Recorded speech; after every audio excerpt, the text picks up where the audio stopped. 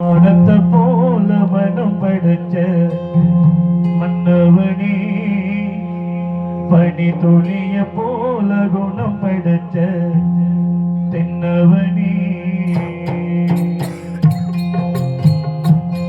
அந்த வானத்தை போல மனம் படைச்ச மன்னவனே, பனி துளிய போல குணம் படைச்ச தென்னவனே,